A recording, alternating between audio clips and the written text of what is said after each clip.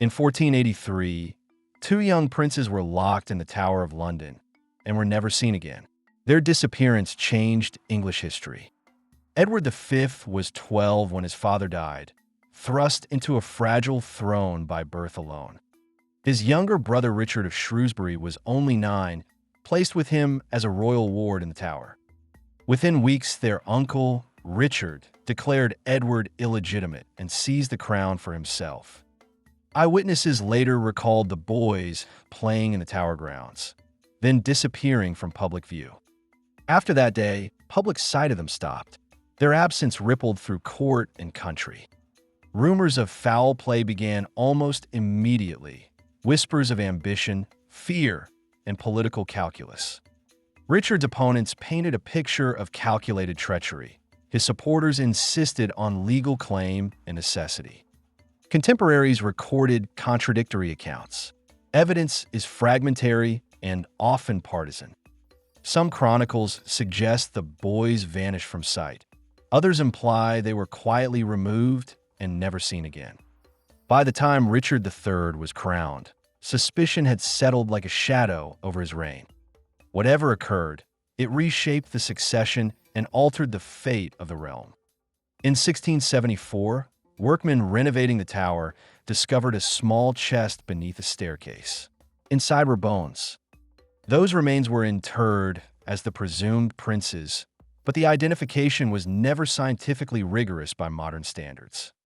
Centuries later, William Shakespeare dramatized the tale, turning political struggle into theatrical villainy. Shakespeare's depiction shaped popular memory, hardening ideas of guilt that outlived the evidence.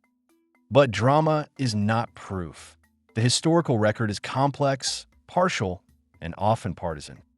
That tension between story and evidence has kept the mystery alive across generations.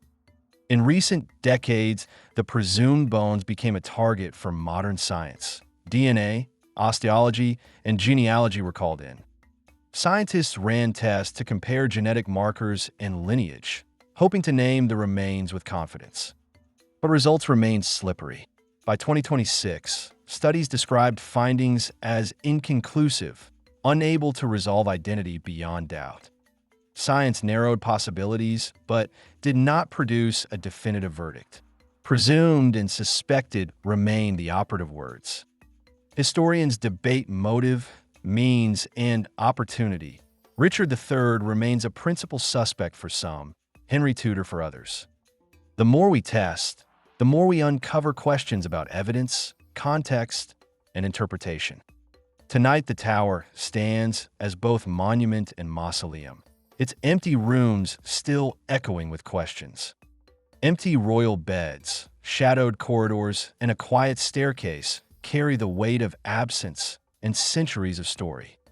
Flash images of the bones remind us that physical traces exist, but they bring questions as often as answers.